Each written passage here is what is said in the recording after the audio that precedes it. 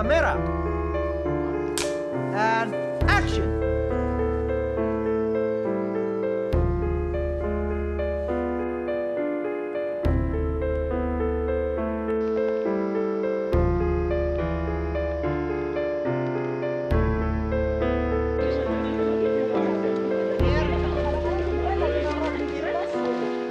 Pindah ke sini yuk. Pindah ke sini dulu boleh. Pindah ke sini.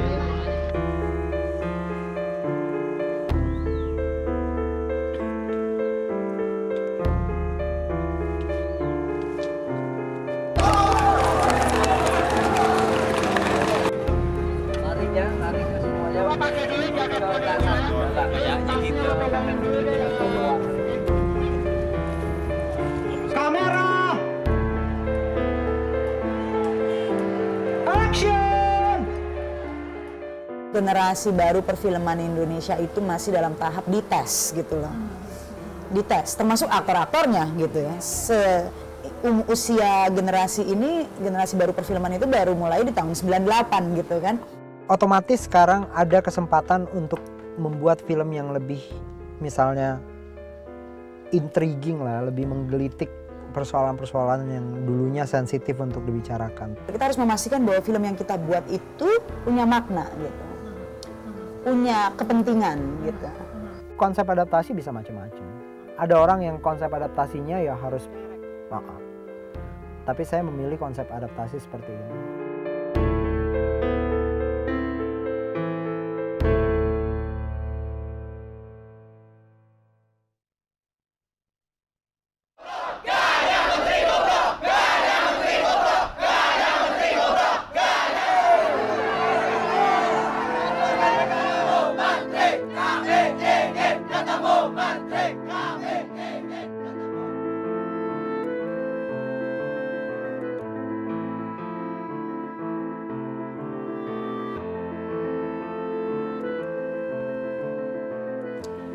Satu tahun satu film berarti kalau dipukul rata-rata ya. Saya pikir kalau buat seukuran Miles nggak yakin bisa lebih dari itu sih, karena sebuah proses pembuatan film itu memang membutuhkan waktu menurut kita. Kalau toh bisa membuat dua dalam satu tahun, yang satu pasti kecil skalanya, gitu. Mungkin yang satu lebih besar. Dengan skala sebesar Gi membutuhkan waktu. Dan kalau kita butuhkan 5 tahun untuk itu, kita harus menyiapkan 5 tahun.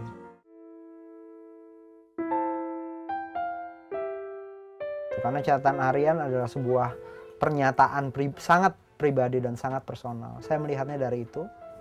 Kemudian saya mencoba membandingkannya dengan cara orang luar memandang Gi. Dengan bicara dengan teman-temannya. Bicara dengan orang-orang yang ada di sekitar dia. Jalan aja tapi lo curi agak sedikit ke sini. Action.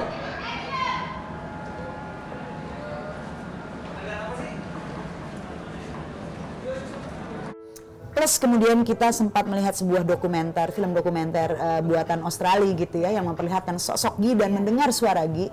Memang ada perubahan gitu ya, ada perbedaan ternyata dari yang sosok Gi yang kita bayangkan sebelumnya. Action. Ayo. Gi.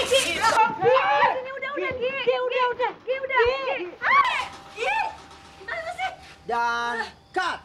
Begitu dia ngomong, gua pulang aja, kita trackin aja dengan centering, dengan ide mendapatkan komposisi ini.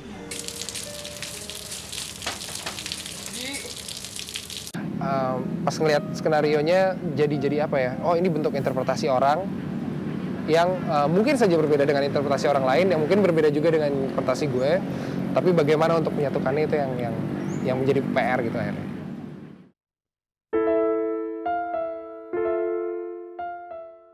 Saya merasa bahwa kegelisahan Suhoki tentang betapa mudahnya sebenarnya menjadi berbuat baik itu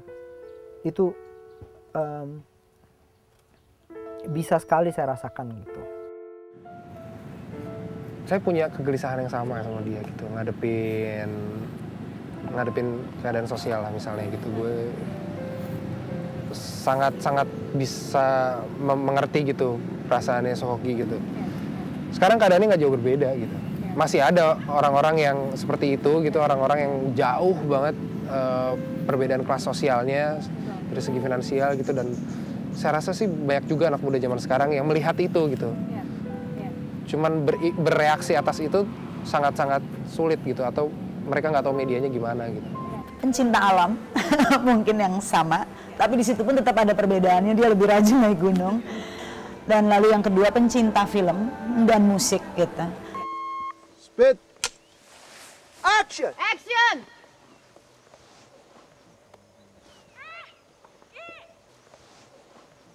And cut. Thank you.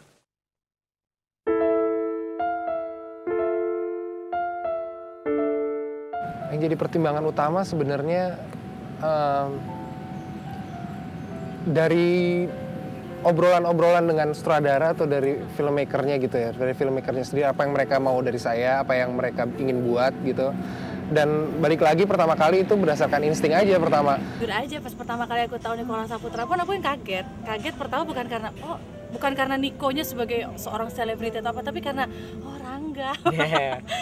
Kalau dulu misalnya ada karakter yang difiktifkan, maksudnya diceritakan gitu, dibikin biodata fiktif gitu tentang dia, lalu dipelajari kira-kira apa yang mungkin terjadi dengan orang-orang yang seperti itu. Tapi kalau ini kan beneran, buku yang dia baca tuh bener-bener pernah dibaca gitu, pengalaman yang dia alamin bener-bener pernah dialamin gitu. Jadi sangat-sangat menarik gitu untuk bisa masuk ke dalamnya tuh, justru ada excitement tersendiri gitu. Saya tidak meragukan kemampuan beraktingnya ya. Kita sama-sama sama-sama ketemu, sama-sama bikin ini gitu. Saya ngeliat dia ternyata orang yang perfeksionis gitu ya, orang yang kerja keras banget, dan dia bener-bener kayak ngasihin semuanya gitu loh untuk Gi gitu. Iya, kemarin malam di rumah saya. Kenapa, Ra? Ada yang salah ya?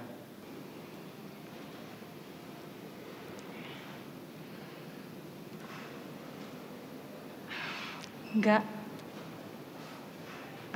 Saya cuma mau bilang. Kalau aku ngeliat tuh Niko tuh benar-benar seorang aktor yang profesional. Pada saat dimana dia mau berperan sebagai Gi ini, dia berusaha, misalnya waktu casting dia berusaha untuk mendapatkan spirit dan segala macam. Dan aku ngerasa banget dia dapetin itu gitu. Tapi lo bantuin gue ya? Pastilah. Kita isi aja kegiatan senat dengan kegiatan yang kita suka.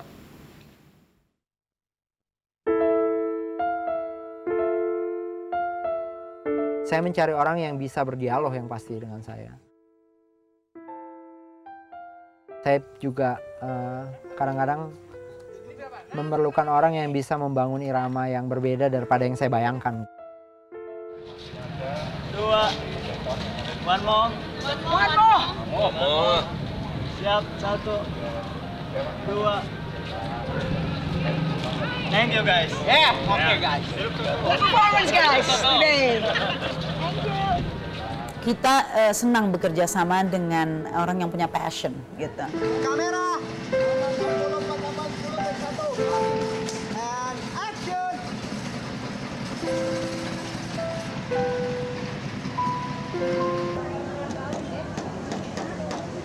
Orangnya begini lagi pasangnya gitu. Bahwa passion dia, keinginan dia untuk menekuni sebuah profesi di dalam film itu terlihat dari energi dan antusiasme.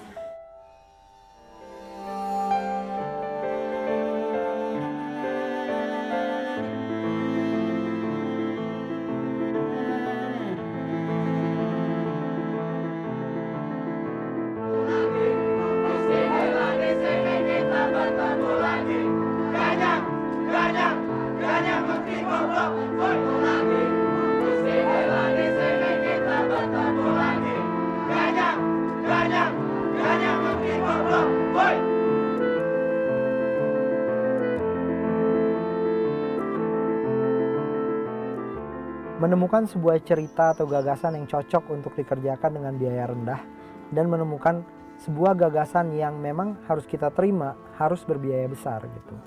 Dua-duanya nilainya bisa sama, tapi ada film yang kemudian harus berbiaya besar. Tapi ada film yang ternyata bisa berbiaya kecil gitu.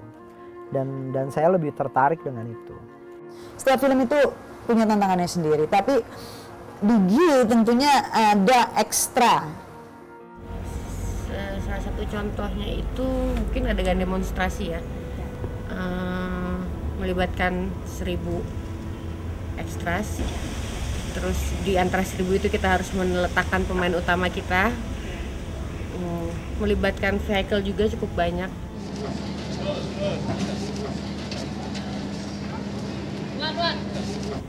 Riri juga mau ngambil gambarnya lebar-lebar, jadi otomatis kita harus mengisi jalanan itu dengan elemen-elemen tahun 60-an itu.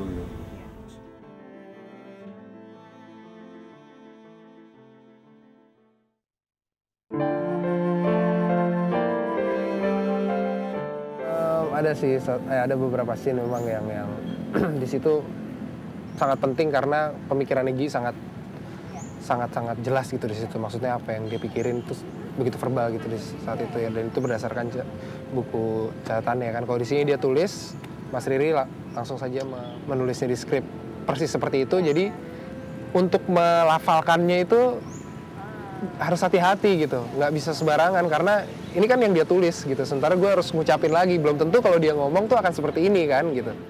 Kompleksitas cerita begitu tinggi, Diki.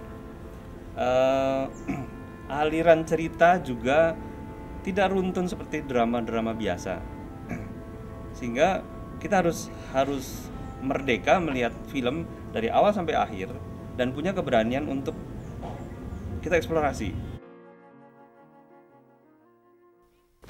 Han! Iya, kemana aja?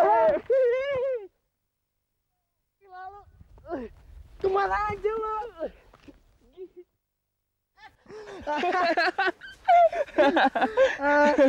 Gila lo, pergi nggak bilang-bilang. Gue ikut tante gue, Gi. Adegan yang mungkin hanya beberapa baris kalimat di skenario, tapi pembelahan adegannya itu cukup kompleks dan jelas gitu.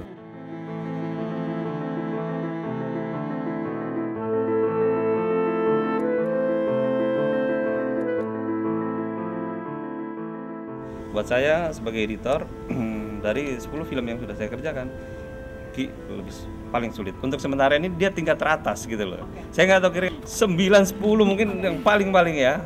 Yang pasti itu yang paling teratas. 12. 10 kali Mbak Sita Maya. Mungkin 10 juga gitu. Beban ada teman, kalau aku jadi bebannya itu aku jadiin motivasi gitu. Soalnya ya ini pertama kali langsung dapat cerita, langsung dapat film yang menceritakan kisah nyata di mana orang-orangnya pernah hidup gitu. Dan tetap aja sih deg-degan gitu kalau sampai tiba-tiba Bang Hermannya nonton, tiba-tiba ngeliat ke aku gitu, ini apa nih, gue apa bukan, ya kan tetap aja ada deg-degan gitu. Hajar terus, pukul lagi, pukul, injek tuh, wah habis, pukul aja terus, pukul.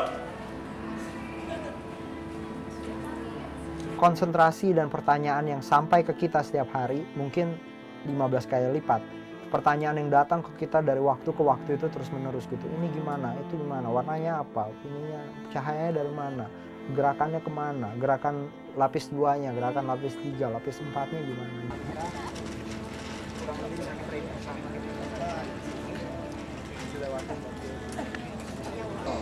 Mantranya ini. Iya. Dan baru dulu ya, kayak gini Pak ya, coba.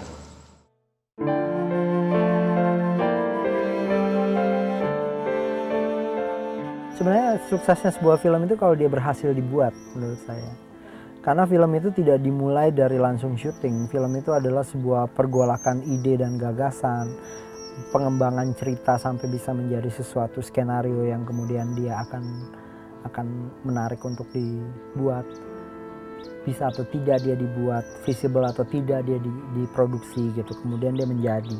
Nah itu yang keberhasilan yang pertama sebuah film. Keberhasilan kedua, berhasil gak dia mencapai gagasannya atau menggugah orang dengan gagasannya gitu.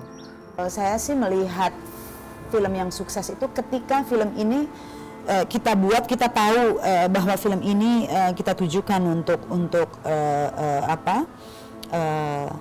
audience tertentu gitu ya, karena menurut saya sih nggak semua audience bisa menikmati segala jenis film. Ada yang bisa, tapi ada yang sangat spesifik gitu ya. Adalah ketika kita melempar film ini gitu ya, dan ketika dia pulang gitu ya, ada nilai tambah gitu. Saya toh udah happy banget gitu kalau orang nonton film saya tepuk tangan, apalagi kasih standing applause, itu melebihi segalanya deh.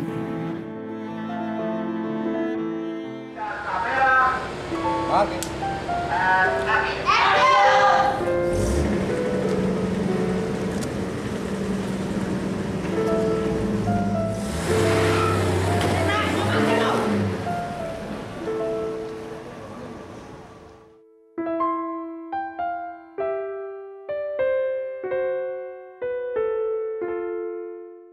Kayaknya nggak mungkin gitu, kayaknya nggak mungkin.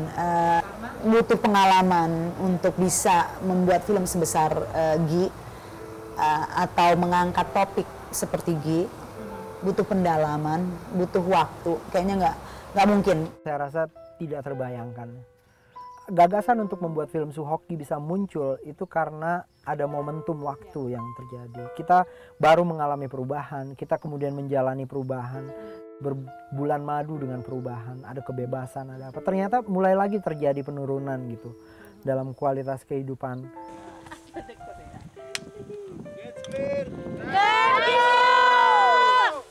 It's a wrap!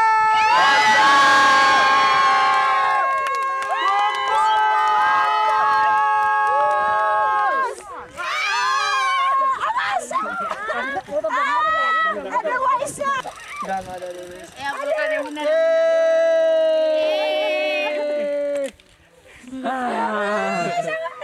Oke. Makan-makan, udah jam 10. Iya. Teriak dong, iseret.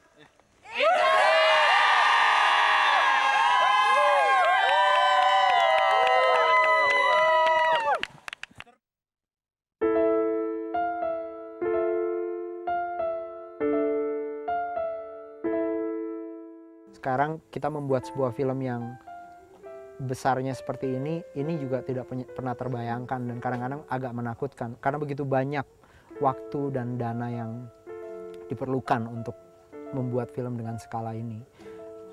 Apa yang kita kemudian lakukan bukan lalu bercita-cita membuat yang lebih besar lagi, tapi kembali ke basic gitu, mencoba membuat sesuatu yang lebih sederhana.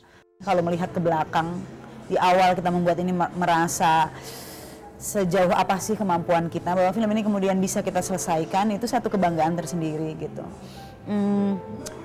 Tapi tidak berarti kita merasa bahwa akan mudah gitu membuat film-film yang lain. Setiap film akan punya tantangannya gitu, pasti akan dalam level yang berbeda tentunya ya. Pung, begitu dia mundur ke arah hamster, dapetin hamsternya Pung ya. Baru koreksi sedikit lagi ke atas kalau perlu. Kenapa sih Om? Hah? Nggak apa-apa.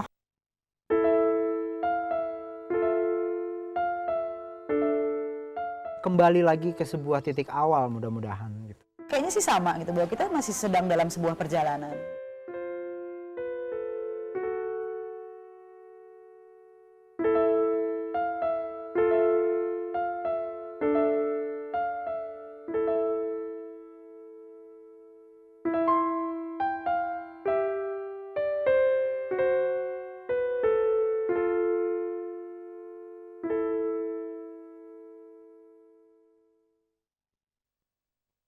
Mungkin kalau pertanyaan spesifik mungkin saya nggak tahu apa gitu ya. Ini sebenarnya tugas media lagi untuk mengekspor saya gitu. Tapi sejauh ini yang saya alamin tuh pertanyaan-pertanyaan lebih kepada sebenarnya keinginan tahuan mereka akan hidup gue gitu.